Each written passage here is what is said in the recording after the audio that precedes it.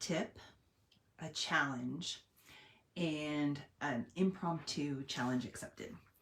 Earlier this morning, our youngest son shared a video clip. I'm trying to fix the lighting. He shared a video clip and he said, this guy's fantastic. He has amazing videos on improving your communication skills. And so I took it with me on my walk and I listened less than 2 minutes. And I texted him back and I said, we should do this, challenge accepted. So the challenge is to record yourself for 5 minutes without a script, without even really knowing what you're going to talk about ahead of time. And then you go back and you listen to it, where you turn it around and you only listen to the audio. And then the second time you turn it around and you watch the actual video and you watch your body language, you watch what you're doing with your face and with your eyes and with your expressions, etc. And then the last time you print out your words and you take your red pen to it like a teacher. So the story. I was sitting at a rowing event this past weekend next to a new friend, and she was sharing the story of her niece who runs like a girl. Now, don't run with the stereotype and be like, oh, Becky, that's not what we say anymore. You know what I mean, like running like a little princess down the field. And she was telling her niece, oh, you played a really great basketball game, but you run like a girl. You got to stop that. And her niece was like, I don't run like a girl. Like she's a real, totally enthusiastic basketball athlete. And my friend said, okay. So the next time she played a basketball game, my friend was there with her camera.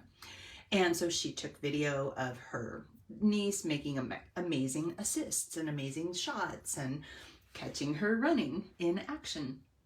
And so later, as the family gathered to celebrate the victory, I think it was a victory of the basketball game, her dad was sharing video of, oh, this is a great shot, and I love how you did this, and I love how you did that. And then my friend said, my turn. And she looks right at her and says, remember how you said you don't run like a girl? And her niece went, yeah. And she's like, dink, and plays the video. And sure enough, she's like running down the basketball court, running like a girl. I remember being in 10th grade. And we were reading, the classics of the 10th grade public school things, like I think it was Lord of the Flies. And one of our assignments was to prepare a short speech, 5 minutes long. We would stand in front of the class. The professor or teacher video recorded us, and then he would take us aside, and we had a self-criticizing or self-evaluation form. And it was horrifying. The form was, how many times did you touch your face? How many times did you fidget? How many times did you say, all those things? That speech changed the way that I think about myself when I'm public speaking. Now, I don't take myself that seriously. I don't take myself too seriously. I don't write scripts out for what I'm going to say when I record a video.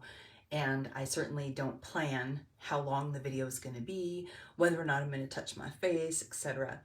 And yet these things are distractions when you are giving a presentation, when you're giving a speech. So here's a challenge for you. Watch the little short, especially if you have older kids, 12 and up. And then do the little activity for the sole purpose of improving your ability to self-evaluate. Because like my friend's niece, she didn't know that she was running funny. Now, we don't make fun of people. We don't believe that every athlete or every person should move in the same way. But this athlete was not being efficient as she was running across the court. And she was not even aware that she was doing something that looked awkward or funny. Once she saw it, she was able to correct it.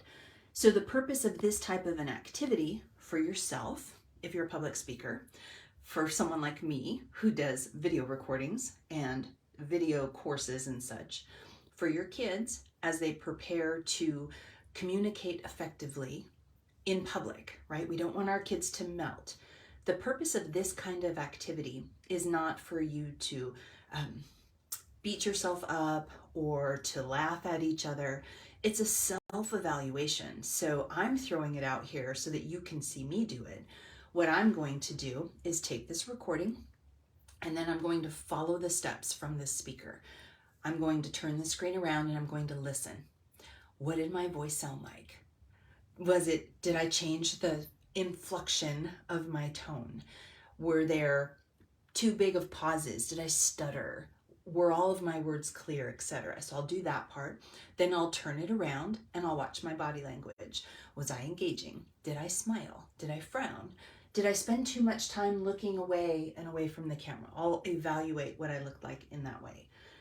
And then I will use an app, I think it's called Otter, and I'll pull the transcript so that I can edit it with a red pen and see where did I and ah, where did I stutter, where did I misspeak, etc.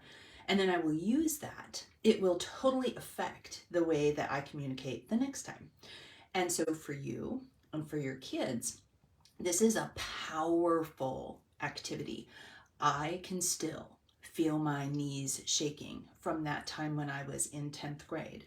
And I can still feel like that pit in my stomach as I was counting the ums and the ahs that I was positive were not in my speech. So homeschool, there is something powerful about gleaning and learning from each other inside the environment. Imagine if I had designed a communication class for my kids. This would absolutely be part of what I would be teaching them as far as communication goes.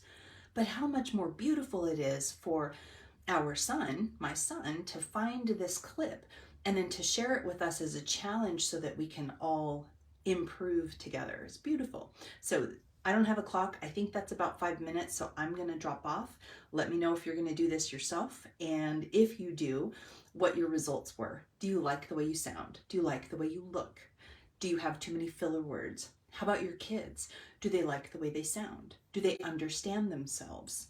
Do they like the way that they present themselves? Not appearance, but are they doing things that they shouldn't be doing on camera, etc. So anyway, challenge accepted. Hope you guys join me.